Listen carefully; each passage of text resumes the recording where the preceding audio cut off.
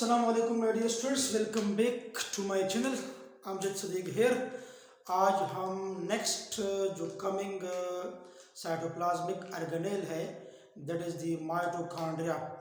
तो आज हम माइटोकॉन्ड्रिया के बारे में डिस्कस करेंगे कि माइटोकॉन्ड्रिया क्या होता है। इससे पहले हमने बहुत सारे ऑर्गेनेल्स जो साइटोप्लाज्म के अंदर मौजूद थे उसको हमने वन बाय वन डिस्कस किया, but today will discuss the mitochondria.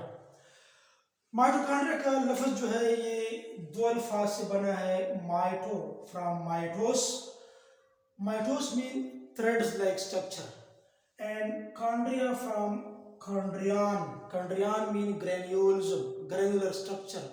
So mitochondria are the granular or thread like structure found inside the cytoplasm of eukaryotic cell, क्योंकि प्रोकैरियोटिक सेल में माइटोकॉन्ड्रिया एब्सेंट होता है और प्रोकैरियोटिक सेल जो होता है bacteria उसमें जो रेस्पिरेशन होता है with the help of cell membrane and its mesosome. Cell membrane से जो इनवर्ड फोल्ड बना होता है उसको हम मीजोसोम कहते हैं। तो मीजोसोम और सेल मेम्ब्रेन रेस्पिरेशन में इंपॉर्टेंट रोल अदा करता है in case of prokaryotic cell bacteria, जबकि जो यूकैरियोटिक सेल होते हैं उसमें माइटोकॉन्ड्रिया जो होता है ये पावर हाउस ऑफ सेल है, इसी ही में रेस्पिरेशन होता है, मीन एरोबिक रेस्पिरेशन होता है। So mitochondria is also called chondriosome, इसको कॉन्ड्रियोसोम भी कहा जाता है। इसको सबसे पहले कोलिकर ने 1850 में मसल सेल में डिस्कवर किया था, कोलिकर ने। और ये माइटोकॉन्ड्रिया होते क्या होते, वेसिकल होते, राउंडेड, कुछ ओवल शेप, रॉड लाइक और फिलामेंटस होते हैं, और ये यूकैरियोटिक सेल के साइटोप्लाज्म में पाए जाते हैं। और ये जो मैच्योर आरबीसी होते हैं इसमें माइटोकॉन्ड्रिया जो होते हैं एब्सेंट होते हैं। एमसीक्यूज पॉइंट ऑफ व्यू से ये इंपॉर्टेंट है, वो इसलिए कि ये बहुत सारे स्ट्रक्चर को लॉस कर देता है आरबीसीज, ताकि वो ज़्यादा से ज़्यादा ऑक्सीजन को अपने अंदर एकोमोडेट कर सके, ताकि उसमें ऑक्सीजन कैरिंग कैपेसिटी ज़्यादा हो। इस मकसद के लिए वो न्यूक्लियस को भी लॉस करते हैं, उसमें आरबीसी भी नहीं होता, ताकि वो ज़्यादा से ज़्यादा ऑक्सीजन को एकोमोडेट कर सके। और ये इसमें एरोबिक रेस्पिरेशन होता है। ऑक्सीजन की मौजूदगी में क्या होता है, ग्लूकोज मॉलिक्यूल की ब्रेकन डाउन होती है और एज ए रिजल्ट आपके पास वाटर मॉलिक्यूल्स, कार्बन डाइऑक्साइड और energy in the form of ATP produce होता है। और ये माइटोकॉन्ड्रिया का ये डबल मेम्ब्रेन स्ट्रक्चर है। इससे पहले जो हमने कुछ स्ट्रक्चर पढ़े थे स्टार्ट में, जिसमें हमने पढ़ा था endoplasmic reticulum, Golgi bodies, lysosome, peroxisome, glyoxysomes, ये आपके पास सिंगल मेम्ब्रेन बाउंडेड स्ट्रक्चर थे। और फिर इसके बाद फिर हमने पढ़ा सेंट्रियोल के बारे में, ये नॉन मेम्ब्रेन बाउंडेड स्ट्रक्चर था। और आज जो हम पढ़ रहे हैं माइटोकॉन्ड्रिया, ये डबल मेम्ब्रेन स्ट्रक्चर है, क्योंकि इसका आउटर मेम्ब्रेन होता है, ये आउटर मेम्ब्रेन स्मूथ होता है, और ये जो इनर मेम्ब्रेन है ये रफ होता है, क्योंकि ये फोल्ड्स बनाते हैं, फोल्ड्स बनाते हैं। और ये जो आपके पास माइटोकॉन्ड्रिया का डायग्राम जो दिया गया है, इस तरह के मैंने बता दिया, outer membrane smooth, inner membrane rough.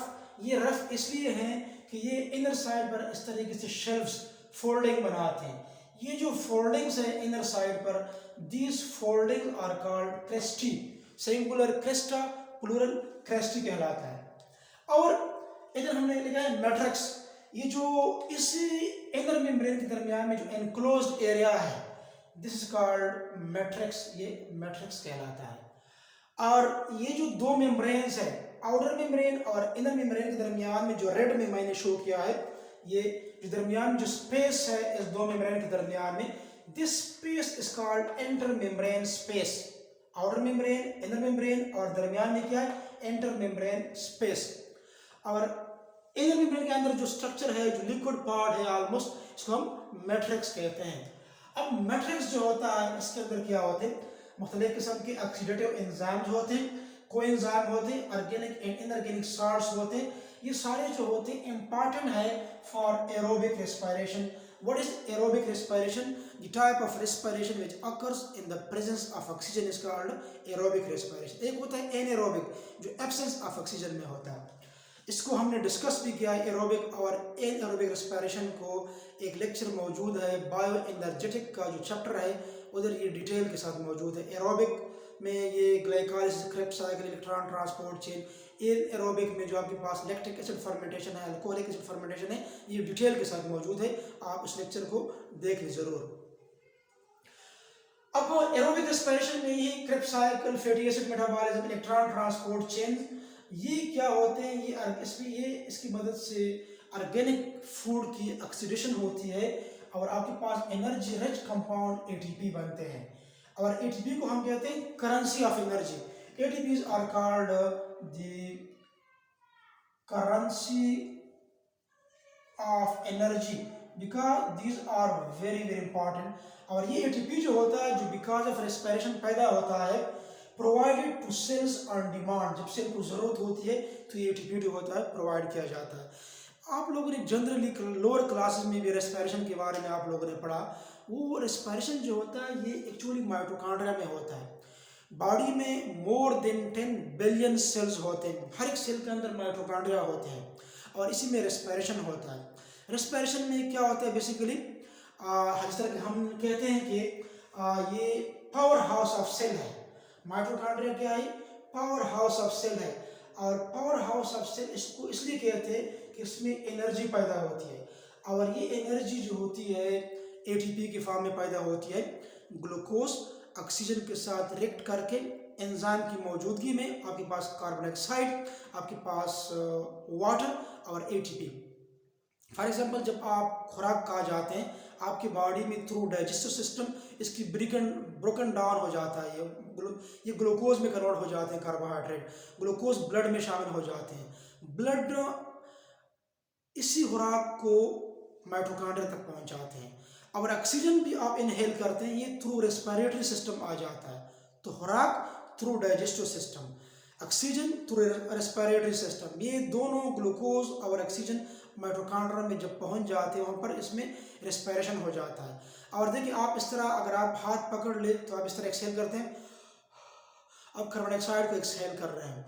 ये कार्बन डाइऑक्साइड जो आप एक्सहेल कर रहे हैं इसमें वाटर मॉलिक्यूल भी साथ साथ रिलीज होते हैं एज ए बाई प्रोडक्ट। देखिए जब आप एक्सहेल करते हैं कार्बन डाइऑक्साइड को तो ये कार्बन डाइऑक्साइड आपको थोड़ा सा मॉइस्ट फील होगा क्योंकि इसमें वाटर के मॉलिक्यूल भी रिलीज होते हैं। इस तरीके देखिए ये हवा जो होती है कार्बन डाइऑक्साइड ये मॉइस्ट आपको फील कर रही है और साथ साथ एटीपी की प्रोडक्शन भी होती है। ये जो मैं बातें कर रहा हूँ ये बातें मैं क्यों कर रहा हूँ, क्योंकि ये एटीपी इस्तेमाल होती है मेरे बॉडी में, एनर्जी प्रोड्यूस हो रही है। तो चूँकि मेरे बॉडी में माइटोकॉन्ड्रिया के अंदर रेस्पिरेशन होता है, इसके नतीजे में एनर्जी पैदा होती है। इसी एनर्जी के प्रोडक्शन के नतीजे में हम कहते हैं कि mitochondria are called power house of cell. और ये माइटोकॉन्ड्रिया जो होते हैं एक सेल के अंदर, एक माइटोकॉन्ड्रिया के अंदर, एक सेल के अंदर माइटोकॉन्ड्रिया 500 से लेकर 1500 पर सेल पाए जाते हैं। अब ये जरूरी नहीं है कि ये 500 और 1500 या इस रेंज में होंगे, बल्कि इट वेरीज, इसमें चेंजेस आते हैं बिकॉज ऑफ फिजियोलॉजिकल एक्टिविटीज।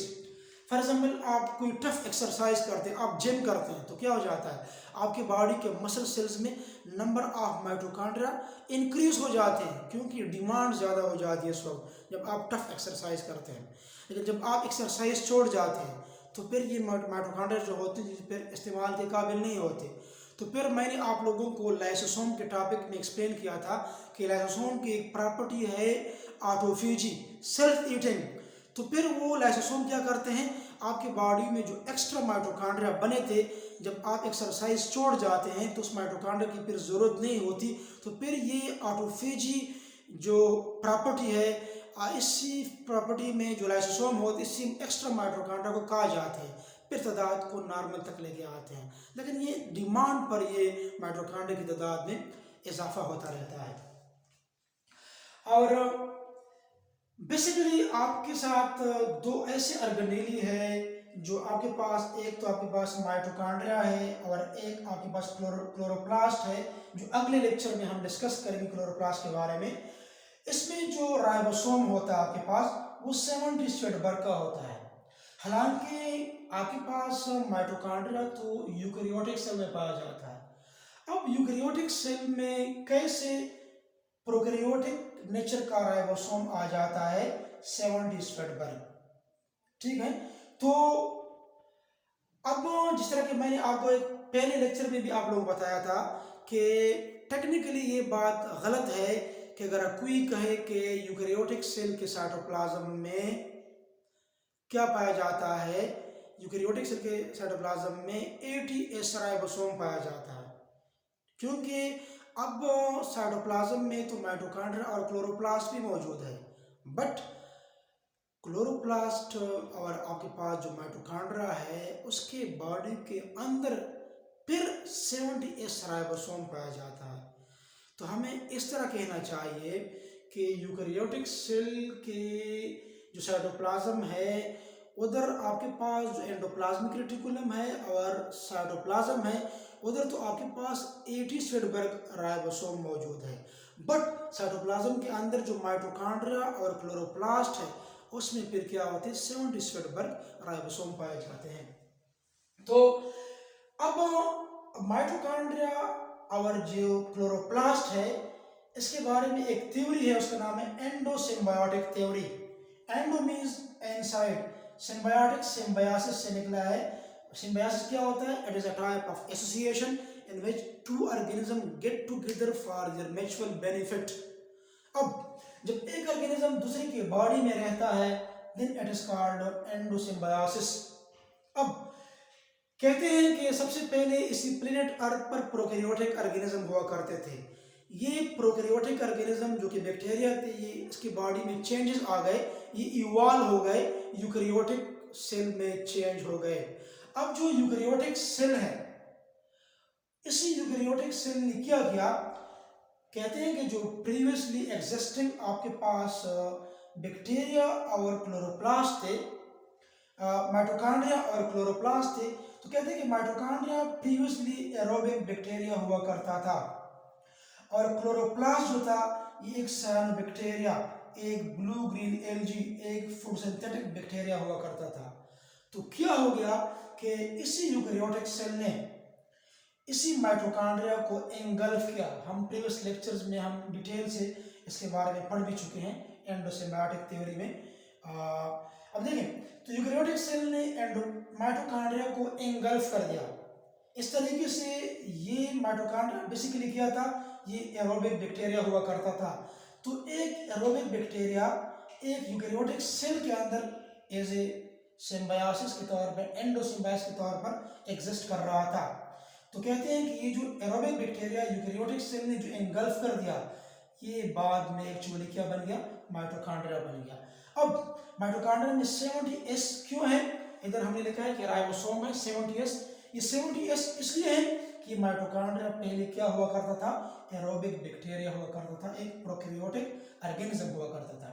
इस तरह जो कमिंग लेक्चर है क्लोरोप्लास्ट का वो भी इधर मैंने इधर लिखा है कि ये यूकेरियोटिक सेल जो है इसने क्या किया, साइनोबैक्टीरिया और ब्लू ग्रीन एल्गी को एंगल्फ कर दिया एज एंडोसिम्बायोटिक सिचुएशन के तौर पर, और ये फिर साइनोबैक्टीरिया और ब्लू ग्रीन एल्गी बाद में क्लोरोप्लास्ट बन गया जो कि 70 स्वेडबर्ग का है।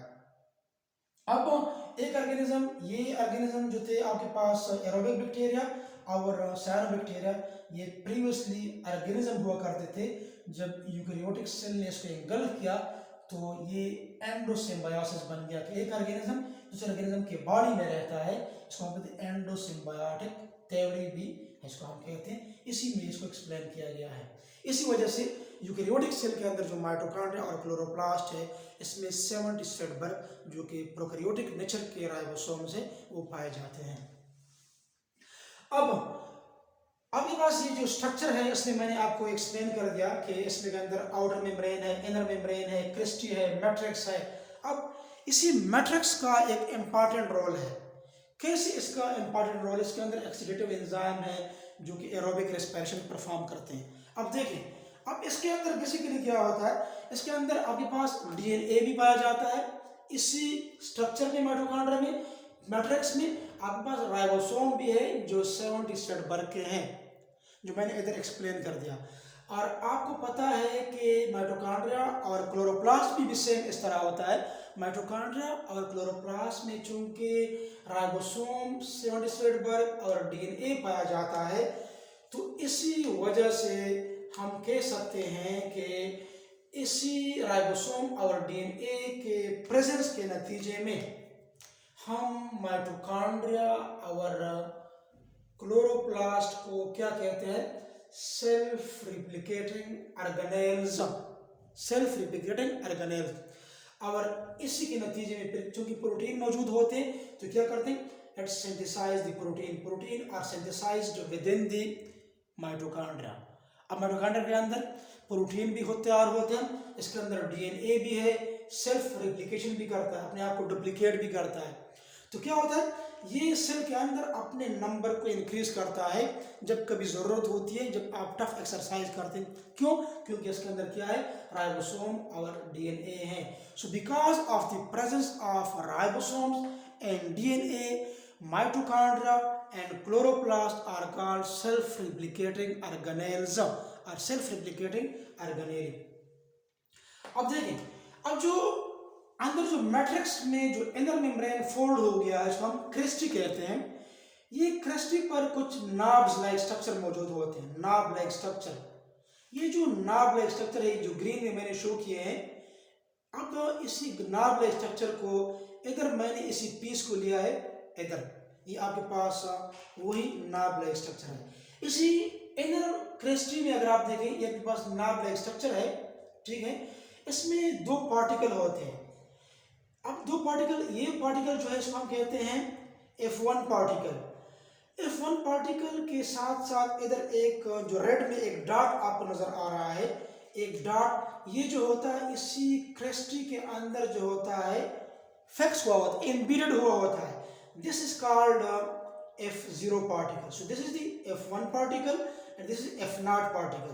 ये F0 और F0 जो है ये नाब लाइक स्ट्रक्चर है। They are called elementary particles, also called F1 particles and also called oxisome। इसको oxisome भी कहा जाता है। So these are important MCQs point of view।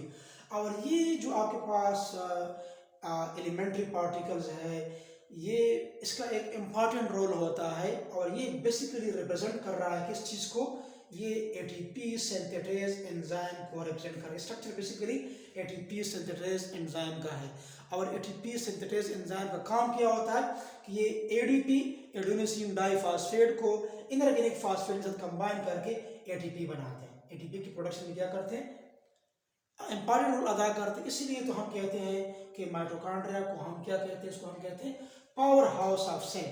Mitochondria is also called, इधर मैंने नोट किया है, power house of cell because of the ATP production. अब ये माइटोकॉन्ड्रिया मैंने बता दिया कि साइटोप्लाज्म के अंदर होते हैं ग्रेन्यूल की शक्ल में, ये जो होता है वेसिकल की शक्ल में, रॉड्स की शक्ल में। इसका जो साइज होता है 0.5 to 1 माइक्रोमीटर इसका डायमीटर होता है, 1 to 10 माइक्रोमीटर इसकी लेंथ होती है।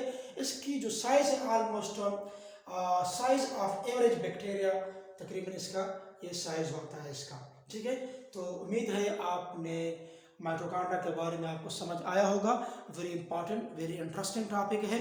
फिर भी आपको कोई समझ नहीं आ रही तो आप कमेंट बॉक्स में पूछ सकते हैं। अगर आपको ये वीडियो लेक्चर पसंद आया है तो ज़रूर मेरे चैनल को सब्सक्राइब करें और बेल आइकन को प्रेस करें ताकि हर नई वीडियो जो हम बनाते हैं ताकि उसकी नोटिफिकेशन आपके पास आ सके।